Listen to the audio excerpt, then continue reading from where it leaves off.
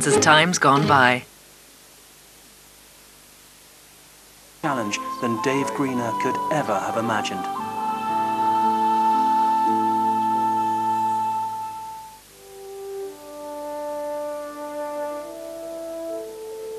Early June 1914, the Empress of Ireland lay at the bottom of the St. Lawrence River. The recovered dead had been buried. It was time for the accusations to begin.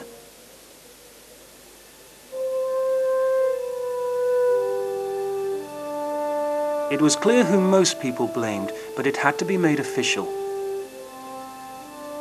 Mentally and physically spent, the Empress of Ireland's Captain Kendall nevertheless stood to give his testimony as the Commission of Inquiry's first witness.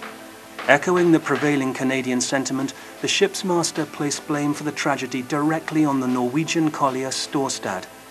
Captain Kendall testified that after dropping the river pilot at Point Au Pair at 1:30 in the morning, the Empress of Ireland steamed off on a northeast heading. It was then he spotted the Storstad approaching from 6 nautical miles away. The Empress is drops off her pilot at Point Au Pair and then heads north 47 degrees for about 18 minutes. And at this time the Storstad is also coming down west-southwest. So I'm coming down along the shore, Terry. Right. You're steaming towards me. Yeah. In the first of several unexplained actions, Captain Kendall then testified that he had ordered the Empress brought around to a more easterly course. In what would seem to be a dangerous move, Kendall was steering the Empress closer to land and closer to the Storstad. And yeah, Kim, you want to come in just a little further? Now they're... Every seagoing ship displays mast and navigation lights, green on the starboard or right side, red on the port or left side. Kendall testified that he ordered the Empress to pass the Storstad starboard to starboard or green light to green light. Unfortunately, Captain Kendall hadn't counted on what was to come next. Then, around, I'd say about 25 minutes or so in, fog rolls in. Now, the fog has rolled in and has obscured the Storstad from the vision of the Empress.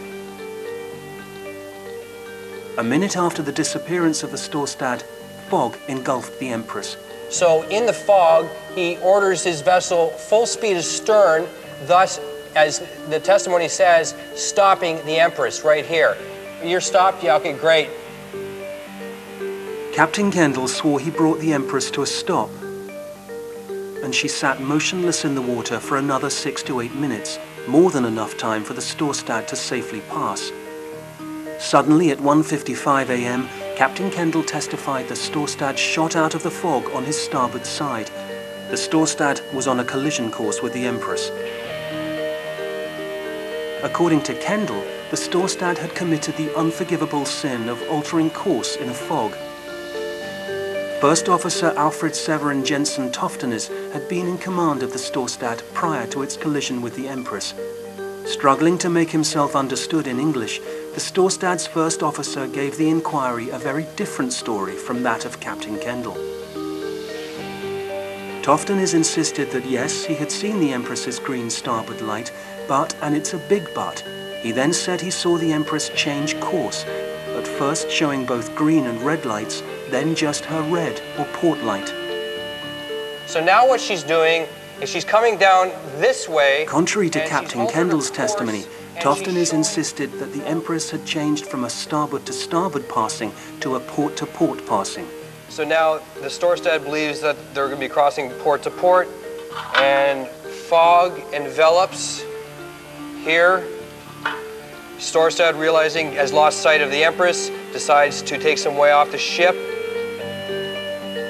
Losing sight of the Empress in the fog, Toftenes claimed to be moving the Storstad ahead slow when suddenly the Empress came fast out of the fog on his port side and cut across the Storstad's bow.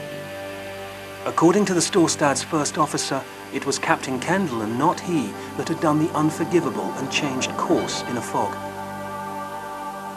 Faced with two irreconcilable stories, on the 11th of July 1914, the Commission of Inquiry chose one, ruling that it was the Storstad that was responsible for the disaster. Dave Greener can't help but believe that the inquiry was wrong to side with Captain Kendall. But But Dave's opinion is about to set him on a collision course with Kim and Terry, whose knowledge of the Empress has come from more than a decade of exploring her sunken hull. Why would he alter his course? I mean, he's going northeast 47. Why would he alter it to northeast 73? I mean, right now he's putting himself in almost on the path of the Storstad. He's bringing him in closer, and it's going closer to shore. How far does he need to go out in the river? I don't know. You know, at some point he's got to turn. He can't keep going north 47 forever. He's got to turn at some point. So whether it's there in another 5 minutes, I don't... This, personally, makes more sense to me. The Empress is coming out this way, then she's altering her course, and then doing such, then before the fog, Storstad is saying that she saw, like, port to port, she saw a red crossing, so, which makes total sense, because in the day, that's also the rule of the road. But a radical course like this, it just seems unbelievable that a ship like that would do that kind of course. Well, fair enough. I mean, keep in mind, this is probably like this. I'm over-exaggerating a bit here, you know. But I'm trying to emphasize the fact. It's still 3 course changes. This is the captain of a passenger liner. Captains of passenger liners go down with this ship. They wouldn't do anything like this and endanger 1,200 people. Never. We'd never believe that. We won't accept. I don't accept it.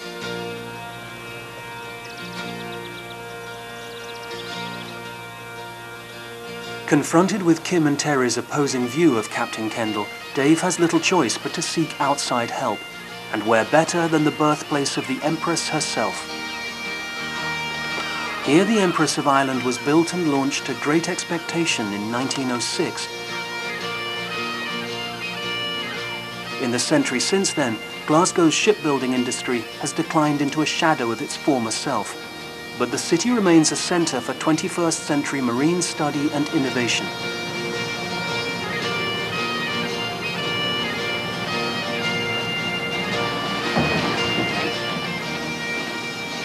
Nice to see you. Nice to see you. Good conversations on the phone. So yes, Colin. Colin. Nice to see you. Finally meet you. It's a pleasure. You must be hold up. Right, yes. Pleasure to meet you.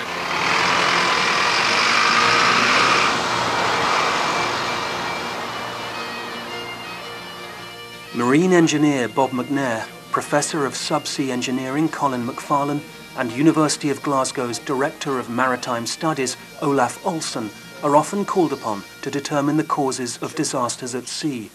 However, this will be the first time this elite team will be asked to make a determination about a disaster 90 years old and one that hits so close to home. If you look at, I don't know if you guys have seen these yet or not, but if you look at the bow of the Storstad, I mean, you know, there's some good damage here. Dave presents the Glasgow team with archival photos taken after the Storstad was seized by government officials.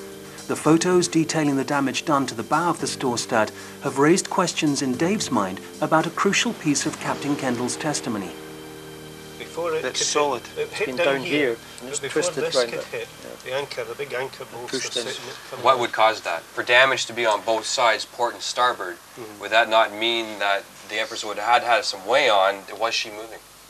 Well, the Empress was moving. Almost certainly she was moving. Captain Kendall had testified that after reversing engines, the Empress was stopped dead in the water when the Storstad suddenly came out of the fog on a collision course. Kendall insisted the Storstad had rammed the Empress so hard, its own momentum twisted the Norwegian ship around, slicing open the fatal gash in the Empress's starboard side. Well, I just thought we could do something simple that would show how Kendall's testimony doesn't quite work. Oh, sounds good. Okay, Bob, you give me a hand? I'll get the bow section. Get this one first. Okay. Right, hope she doesn't sink. I'll go first. Okay. What are we doing here? This is the Empress stop and the Storstad coming in to hit her at quite a steep angle. Okay, so here's Storstad coming. Storstad doesn't rotate. Right, and it's Empress pushing the Empress. Disappears away into the distance. If Empress is stopped, then there's no way that Storstad can just hit her and then rotate and bounce away into the distance. So she had to have way on. So this is Empress moving and Storstad moving. Go for it, Bob. And here we come.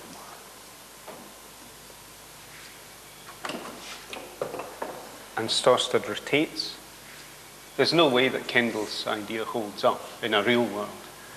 Nothing like that could happen. Whereas when Empress is moving, the force of the Empress hitting on there twists the Storstad round, and you get a situation that is observed by people in the Storstad and people in the Empress. Believing this to be just the tip of the iceberg, Dave now has proof that a crucial piece of Captain Kendall's testimony was wrong.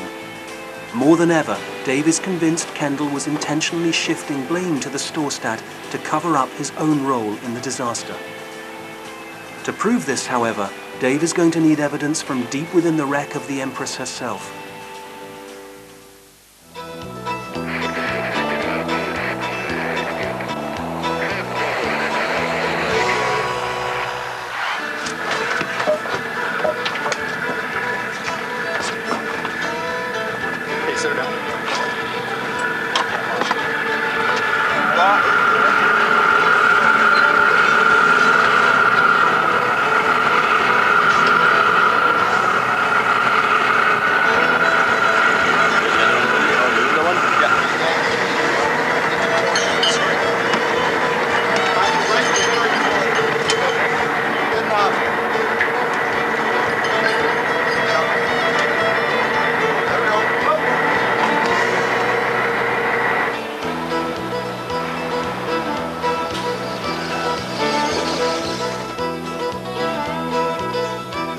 Bob, this is Kim. Welcome. How you doing? Yes, nice to meet you. Yeah, nice finally put a face to the name. This is Terry Crippen. Yes, Pleasure. How are you? Not a bad idea. I'd like to see that. Let me get this out of the way. While remaining at odds with their friend, filmmaker Dave Greener, divers Kim Martin and Terry German have nonetheless agreed to conduct an underwater search of the Empress of Ireland's unexplored engine room. Dave is hopeful such a search may yield evidence supporting his increasing suspicions of Captain Kendall. It just doesn't add up. When you go through the inquiry, which I've been through a dozen times, you know, it's Kendall's, his testimony is not right. According to the rules, the moment his ship entered fog, the captain of the Empress of Ireland should have ordered his well-trained crew to man all watertight doors, ready to close them. On the witness stand, however, Captain Kendall admitted to the judges that it was only after the Empress and the Storstad had collided and his ship was sinking that he ordered the watertight doors closed. But was Captain Kendall covering up for having never given the order at all? Given in time, the order to close the Empress of Ireland's 24 watertight doors would have divided the liner into 11 sealed compartments, any 2 of which could have flooded without fear of sinking. With most of the watertight doors remaining open, however, flooding waters were free to rush through the entire ship. Dave Greener has already proved beyond a doubt that Captain Kendall was wrong about the Empress being stopped in the water prior to the collision. If Dave can also prove the Empress's captain never gave the close watertight doors order, he will have called into question Captain Kendall's entire testimony which shifted blame for the deaths of more than 1,000 men, women and children. It really is very dangerous for that ship. The evidence Dave will need, however, lies somewhere deep within the Empress's immense engine room.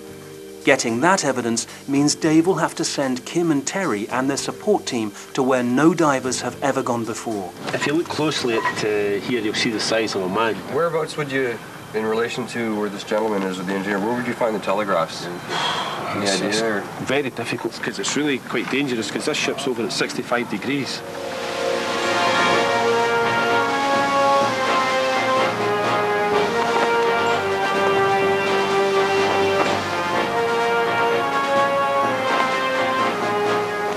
So there's a lot at stake. There's a lot at stake for me as a filmmaker. There's a lot at stake for this production, and there's a hell of a lot at stake when it comes down to people's lives. I hope they can do the job, but really to push them into places where it's too dangerous is a bit scary for me. What's obviously most difficult about this is being asked to go where nobody's been inside the ship before. We've had debris slides inside the wreck. Again, you got to realize everything's on a 65-degree slope.